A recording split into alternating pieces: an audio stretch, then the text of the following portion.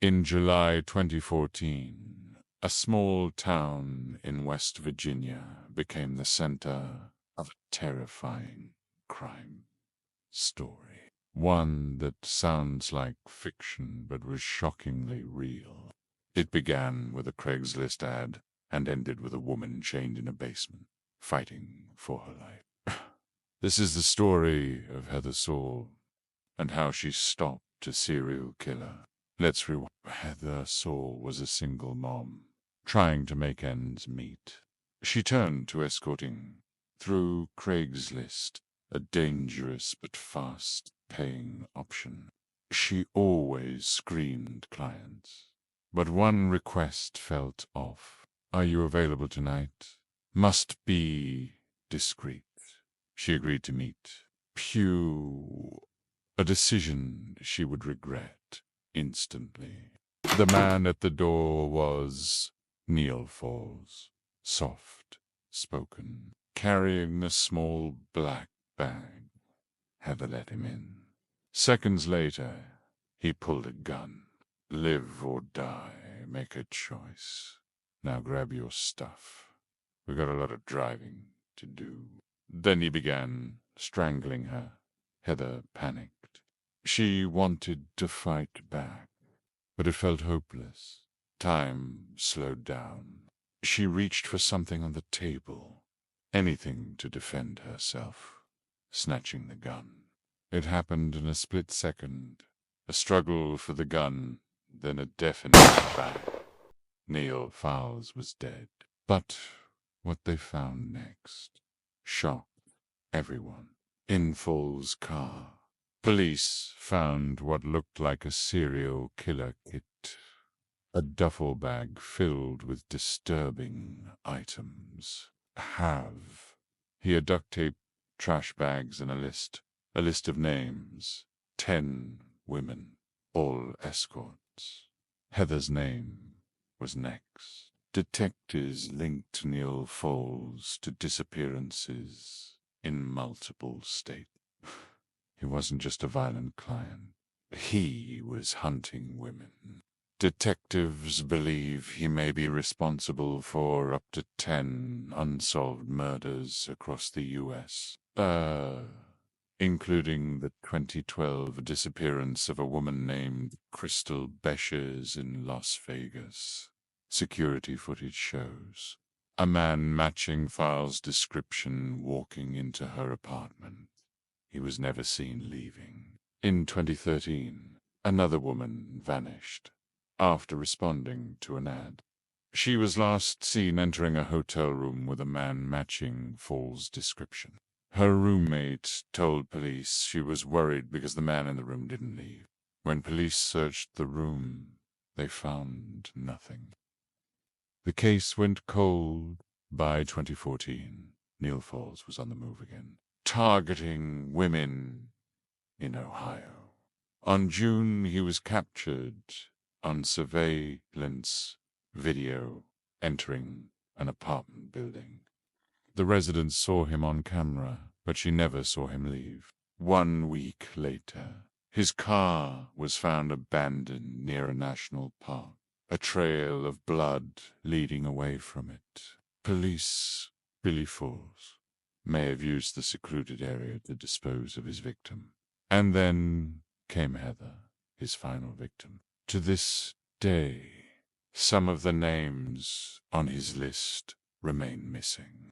Their families still seek answers. Heather never considered herself a hero, but her quick thinking ended a killing spree. The shooting left her traumatized, but physically unharmed.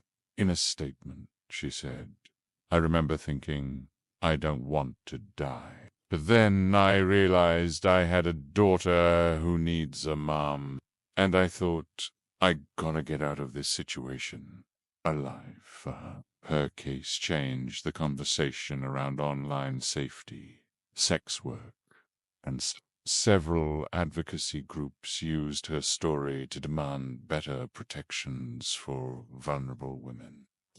They pushed for legislation, launched public service announcements, anything to prevent another tragedy.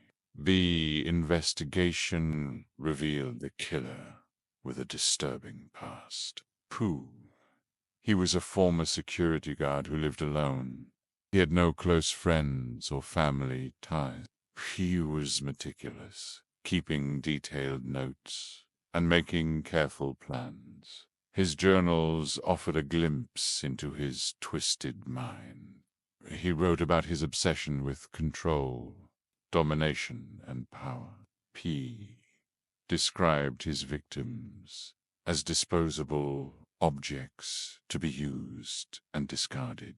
He even bragged about his crimes, taking pleasure in the fear and suffering he caused. A public records search found a pattern of troubling behavior. He had been arrested for stalking a co-worker. He had been accused of harassing neighbors. He had even been cited for improper disposal of a firearm. But none of this should have given police cause to suspect a serial killer. After the shooting, Heather received threats. Some people blamed her for what happened. They said she shouldn't have been working as an escort. Others blamed Falls. They asked why he wasn't in prison for stalking. But, for the most part, people rallied behind her. They praised her for defending herself. They celebrate her as a survivor. She was reluctant to become a public figure. She missed her old life. She just wanted to move on. She knew she couldn't ignore what had happened. I can tell you how to. So she started speaking out cautiously at first. Then with more conviction, she became a familiar face on TV news shows. She even appeared on national radio. But it wasn't easy. Every interview brought back painful memories. Every public appearance put her in the spotlight. But she pressed on, driven by a sense of purpose. She wanted to honor the other victims. She wanted to prevent future tragedies. Her case inspired changes on Craigslist. The company added safety features, improved screening processes, anything to protect vulnerable users. They also banned escort aids altogether. But these changes weren't enough for some people. They demanded more accountability, more transparency.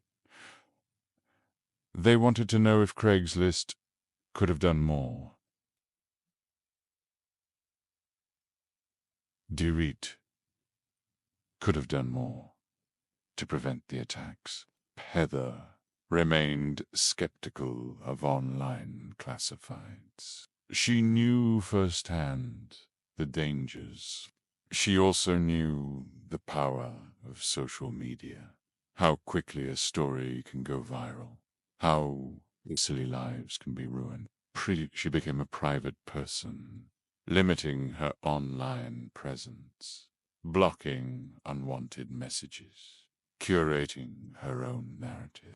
She faced criticism from all sides, accused of exploiting a tragedy for attention, accused of glorifying violence, accused of profiting from a nightmare.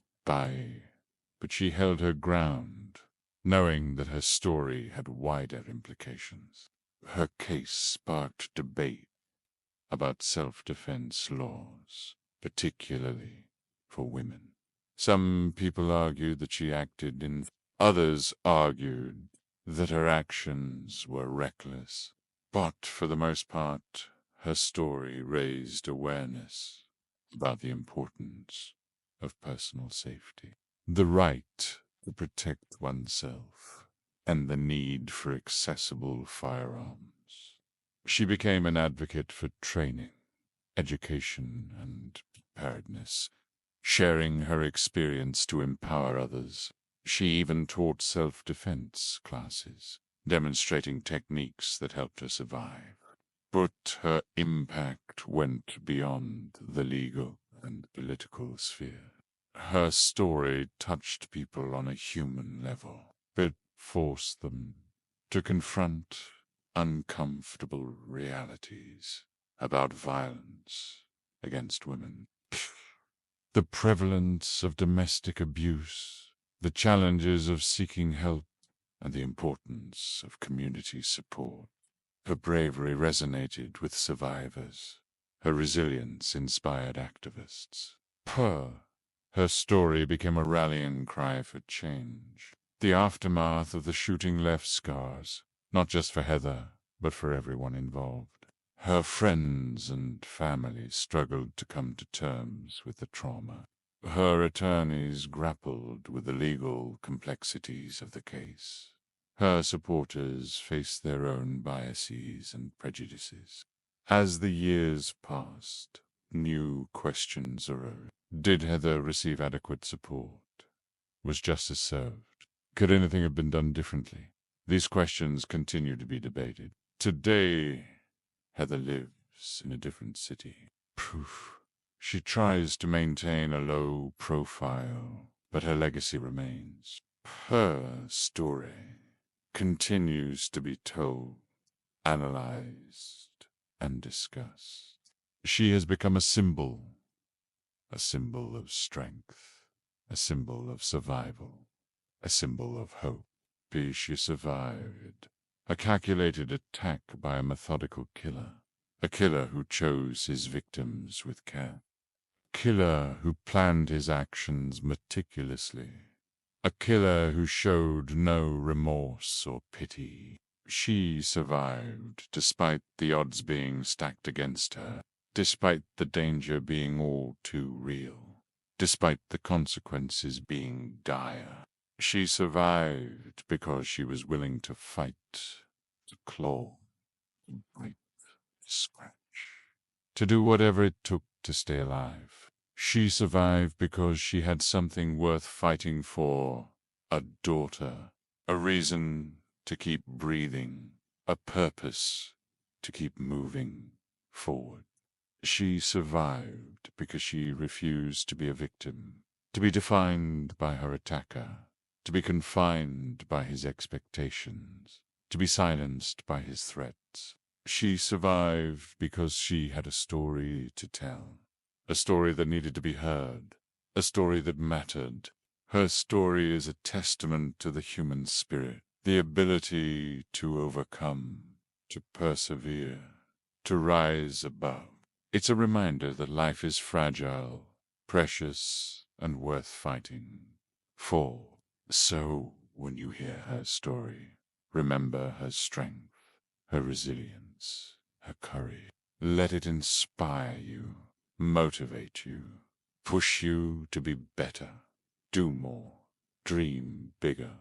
Let it remind you that no matter how dark things get, there's always a glimmer of hope, a chance for redemption, a possibility of renewal. Because in the end, it wasn't just her life that she saved, but the lives of countless others. Those who never had the chance, those who never got the opportunity, those who never knew their potential. She became a beacon of light in the darkness, a shining example of what one woman's will to live can accomplish. Thank you for watching this episode. If you or someone you know is in danger, help is available. National Hotline 1-800-799-SAFE. Like, share, and subscribe for more real-life crime stories. Comment below. Do you think there are more victims out there?